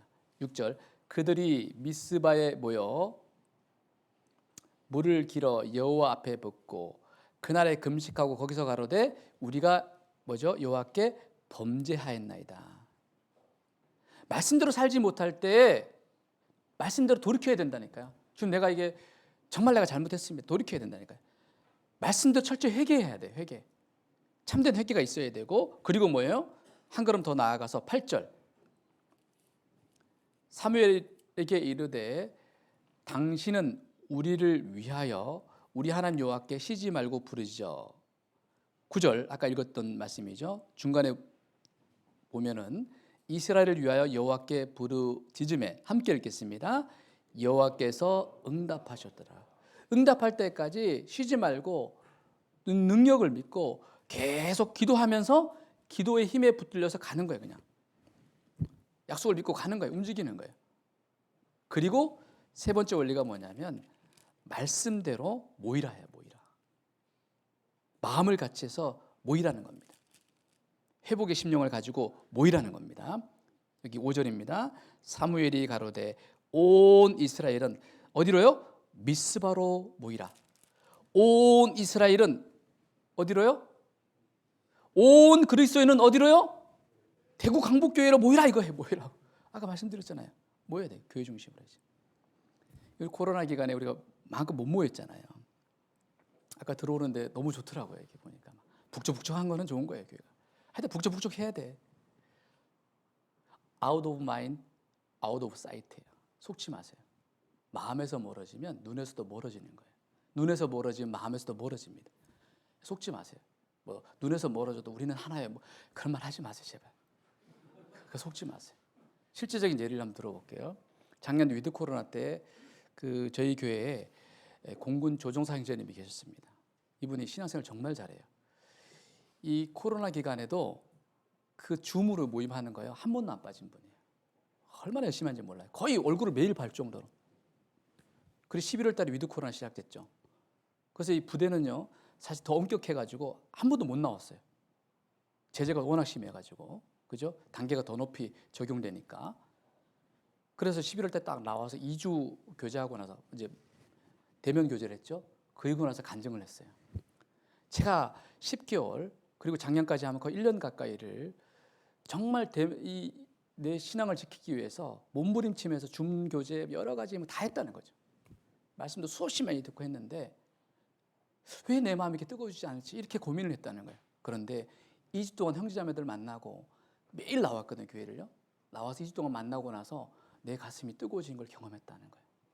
맞아요, 안 맞아요? 맞아요. 우리는 연약하거든요. 신앙을 이론으로 하는 것이 아닙니다.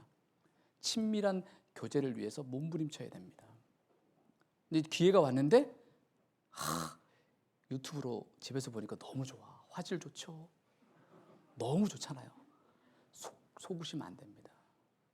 속으시면 안 돼요. 나와야 돼. 혹시 코로나 걸리면 못 나올 수 있지만 잠깐 그 후에 무조건 나와야 돼. 네? 모이기를 피하는 어떤 사람의 습관같이 아니면 속는 거예요. 본성에 속는 겁니다. 아시겠습니까? 시편 133편. 이렇게 말씀대로 마음을 같이 해서 모이기를 힘써야 됩니다. 특히 앞으로 함께 하시는 그 주님을 경험하기 위해서는요.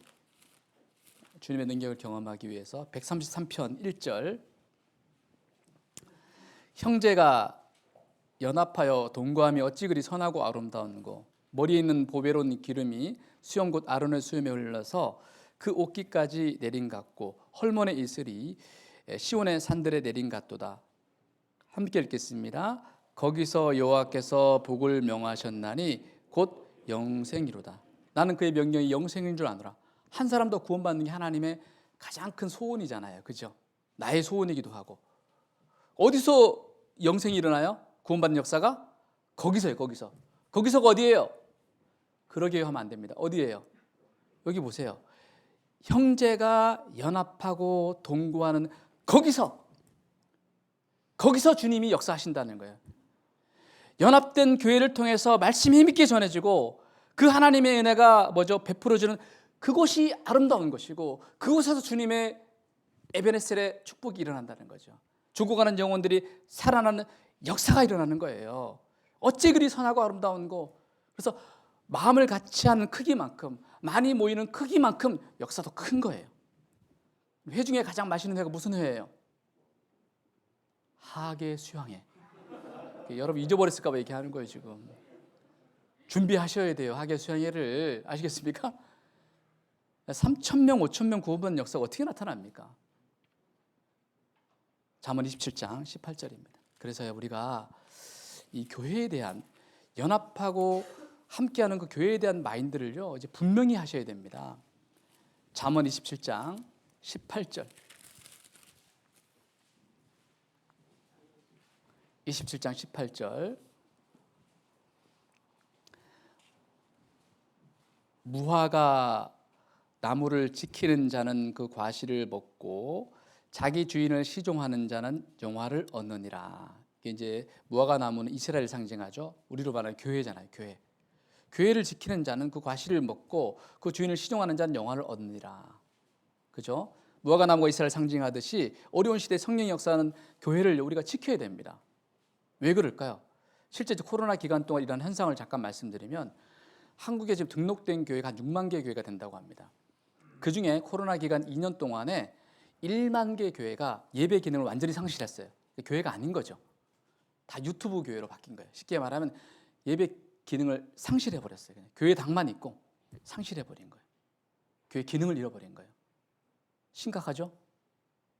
거의 20% 가까이가 지금 그렇게 된 거예요. 얼마나 심각합니까 지금? 특히 이제 관계 중심 교회일수록 사람 관계 속에서 교회가 유지되는 교회일수록 무너짐이 심한 거예요. 저희 교회들 같은 경우는 그나마 덜하죠. 왜? 말씀 중심이기 때문에. 그래도 영향을 받았어요? 안 받았어요? 안 받았대도 받았죠. 받았죠. 아무리 경고해도요. 장마가 계속 내리면 어떻게 해요? 땅의 지반이 약해지는 거예요. 하루 이틀 내리면 단단해지는데 계속 내리니까 어떻게 해요? 지반이 약해진 거예요. 이 지반을 튼튼히 다져야 됩니다. 교회를 바꿔서 얘기하면 지켜야 됩니다. 왜? 교회는 하나님이 자기 피로 사신 교회예요. 어머니 품과 같은 교회입니다. 이 교회를 지켜야 됩니다. 지키는 게 뭐예요? 여러분 어떤 교회를 지켜요? 일단은 내가 소속한 교회를 지켜야 됩니다. 대구 강북교회를 지켜야 돼요. 그러려면요. 이 교회에 소속감을 가진 분들이 많이 나와야 돼요. 내가 대구 강북교회 하나님이 옮겨서 이사를 갈 수도 있어요. 나는 옮기지 마세요. 하나님이 옮기시면 어쩔 수 없지만 내가 있는 그 동안 내일 가도록 오늘은 여기서 주님 만나겠다는 마음을 가지고 소속감을 분명히 하셔야 됩니다. 때로는 속상하고 좀 이해가 안 되지만 목사님과 임원들 중심으로 질서가 지켜져야 됩니다. 여러분, 가정이 시끄럽잖아요. 애들이 무슨 행복이 있겠어요? 새로운 분들이 그런 교회를 통해서 뭘 배우겠습니까? 삐뚤어진 가치관, 삐뚤어진 교회관을 배우는 거예요. 그리고 그 안에 결정된 것들이 마치 내가 결정한 것처럼 이해는 되지 않지만 무조건 순종하고 가는 거예요. 그렇죠? 그리고 그 교회를 중심으로 내 개인의 스케줄을 맞춰야 됩니다. 조강지처 같은 마음이 있어야 돼요. 어려울 때 정말 남편을 버리지 않는 사람, 훌륭한 아내예요. 정말 교회가 힘들 때 나를 있게 해준 이 교회, 포스트 코로나 이후에 어떤 일이 있더라도 이 성령의 역사하는 교회를 내가 지키는 데 쓰임 받겠다. 이 결단의 마음이 필요합니다. 왜? 마귀는 교회를 깨기를 원하시거든요. 숫자가 많은 교회가 아니라 성령이 역사하는 교회를 깨기를 원해요. 그리고 다양한 방법으로 우리에게 지금 들어오고 있는 겁니다. 우리는 꿈이 있어요. 주님 다시 회복하시면 뭐죠? 코로나 이전보다도 더 수년 내에 이 교회가 부흥하게 되기를 원합니다. 아니요, 갈망합니다. 반드시 그렇게 되기를. 그러기 위해서는요, 정말 우선순위를 분명히 하셔야 됩니다. 주님, 교회, 가정, 나. 선택할 때 이렇게 하시면 돼요. 그렇게 기준을 잡아도 안 될 때가 있어요. 근데 무조건 열심히 사는 분은 이런 기준도 안 잡고 살아가요. 그러니까 환경에 따라서 가는 거예요, 그냥. 그러면 분명히 기준을 잡고 우선순위 안에서요, 정말 내가 무엇을 가지고 주님 앞에 설 것인가, 다시 회복을 준비하셔야 됩니다. 그 네 번째는요, 여기 보시면 사무엘상 7장 17절. 라마로 돌아왔으니 이는 거기 자기 집이 있음이라. 거기서도 이스라엘 다스렸으며 또 거기 여호와를 위하여 함께 읽겠습니다. 단을 쌓았더라. 단이 뭐예요? 교회 안에서 말씀대로 산 제사를 드리라는 거예요. 제단을, 주의 제단에 산 제사 드린 이후에 주님이 내 마음을 주장하신다는 거죠. 내 자신의 삶을 말씀대로 한번 들어보라는 거죠. 말씀의 근거에서 뭐죠? 신앙의 장애가 되는 자기 계획, 자기 생각, 자기 고집 이런 거 다 버리고 한번 정말 주님이 받으시는 예배를 드리면 정말 한번 제대로 한번 살아보고 싶다. 그런 마음의 결단이 필요하죠. 그리고 11절에 보시면 이스라엘 사람들이 미스바에서 나가서 블레셋 사람을 뱃갈 아래 이르기까지 함께 읽겠습니다. 쳤더라. 이게 쳤더라의 포인트가 있어요. 무슨 말이냐면, 자 보세요.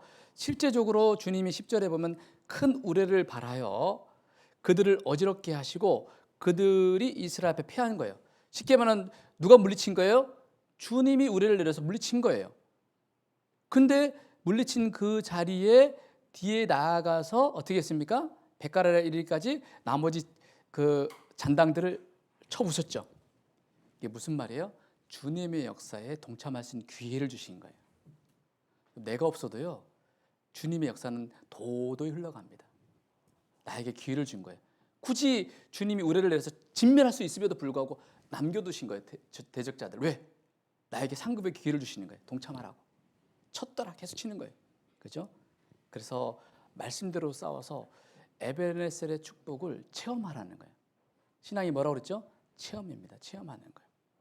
그래서 이 역사에 참여할 수 있는 우리에게 기회를 주신 거예요. 아무것도 없어도 괜찮습니다. 내 삶 속에 다윗의 물맷돌만 있다면, 자기의 신앙의 재료만 가지고 있다면 우리는 나아갈 수 있습니다. 우리가요, 힘들다고 해서 양보를 하면은 우리의 신앙은 뭐죠? 점점 멀어지고 우리를 통한 역사도 멀어지는 거예요. 반대로 우리가 어떤 일이 있더라도 에베네셀의 하나님을 믿고 나아간다면 분명히 그 축복의 역사를 주실 겁니다. 정리해보면요, 시간적으로 본다면 뭐라고 그랬죠? 여기까지 도우시는 하나님이에요. 어떻게 해요? 회개를 통해서 회복할 수 있다는 거죠. 그리고 여기에서도 임마누엘, 순종을 통해서 우리는 임마누엘 하나님을 매일 경험합니다. 그리고 여기서부터는 뭐죠? 여기서부터 미래적이죠. 여기서부터 이 축복의 원리대로 살아라요. 축복의 원리가 크게 5가지 말씀드렸죠. 말씀 뭐죠? 계속 말씀을 뭐요? 들어라요. 사람의 말로 받지 말고 하나님 말씀으로 정말 제대로 한번 들어보자. 꾸준히 말씀에 붙들려야죠. 붙들려서 말씀대로 행하라. 그리고 말씀대로 행하는 삶 속에서 마음을 같이 해서 모이기를 힘써라. 이 원리죠. 그리고 그 속에서 자신의 삶을 마음껏 드리라. 그리고 축복을 체험하라. 체험할 때 기쁨이 오는 거예요. 아, 이게 진짜 살맛이구나. 살맛 난다. 맛있는 거 먹으면 기분 좋아요, 안 좋아요? 또 어떤 분 안 좋대. 아무튼 이론적 신앙생활 하지 마세요. 맛있는 거 줘보세요. 맛있어요. 좋은 데 놀러 가면 좋아요, 안 좋아요? 좋아요. 그 좋음과 즐거움이 차원이 다르다는 거죠. 그 내면으로부터는 그 즐거움, 그 기쁨, 그것은 체험하는 사람의 것입니다. 이 체험하는 그런 준비하는 그런 시간이 됐으면 좋겠습니다. 마지막 한 구절 보도록 하죠. 이런 말씀을 들어도 실제 하다가 보면 어려울 때가 있어요, 없어요? 있습니다. 당연히 있죠. 연약한 우리는 있습니다. 시편 57편 7절입니다.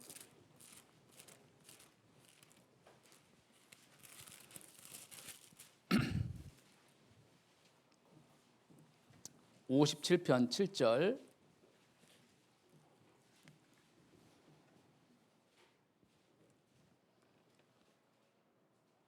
함께 읽겠습니다. 하나님이여 내 마음이 확정되었고 내 마음이 확정되었사오니 내가 노래하고 내가 찬송하리다. 어떤 상황에서도 찬양할 수 있는 그런 신앙의 상태를 누리기 위해서는요, 넘어질 때마다 뭐 하라고요? 마음을 다시 확정하시는 거예요. 하나님께 고정시키는 거예요. 여러분 이 앞에 그 앞핀을요 한 300개 박아보세요. 큰 그림 걸어요, 못 걸어요? 못 걸어요. 그런데 큰 대못, 예수님 손과 발이 박힌 대못처럼 큰 대못 하나 박으면 걸어요, 못 걸어요? 거는 거예요. 그 예수님의 그 십자가 사랑의 대못이 하나만이라도 내 깊이 박힌다면요, 사실은 환경과 상황이 문제 안 된다니까요. 내 마음이 확정하고 다시 말씀 앞에서 확정하면요, 그것이 내 어려움을, 고난을 지켜준다니까요. 다시 축복의 원리로 돌아가겠습니다. 내가 이걸 반드시 체험하겠습니다. 넘어질 때마다 다시 회복하시기 바랍니다. 다시 일어서면 돼요. 어려울 거 없어요. 1월 달은요 3일이 굉장히 중요합니다. 1월 3일 날이. 왜 제일 중요하죠? 1월 3일 날이 작심 3일의 마지막 날이잖아요. 작심 365일. 넘어지면 또 일어서면 돼.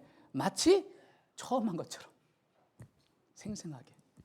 그러다 보면 우리가 멀지 않는 그 시간에 그 과정 속에서 축복들을 경험한 것을 고백하는, 진짜 체험의 간증을 하는 축복된 교회가 될 겁니다. 기도하겠습니다. 자비로우신 주님 감사합니다. 어려운 시간 쪽에서 오신 귀한 분들, 정말 오늘 말씀을 통해서 주신 교훈들 마음에 새기고, 정말 이 대구 강북교회를 통해서 이 지역의 많은 영혼들이 주님 품으로 돌아오는 그런 코로나가 끝나고 회복되는 이 시점에 정말 우리 신앙도 회복이 되고, 오늘 주신 말씀처럼 메베네셀의 축복의 원리가 우리 삶 속에서 적용되어서 또 많은 하나님의 역사를 체험하는 계속된 시간들이 되기를 간절히 소망합니다. 목사님과 임원들을 중심으로 더욱더 하나 된 가운데 주님의 역사를 경험하며 정말 허락하신다면 하계 수양에 정말 대면으로 많은 분들이 함께 할 수 있는 그런 역사의 한 해가 되어서 또 주님의 역사를 경험한 한 해가 되기를 간절히 소망합니다. 위의 모든 일정도 주 성령께 의지합니다. 언제나 저희를 사랑하여 주시는 예수님 이름으로 감사 기도드렸습니다. 아멘. 찬송가 450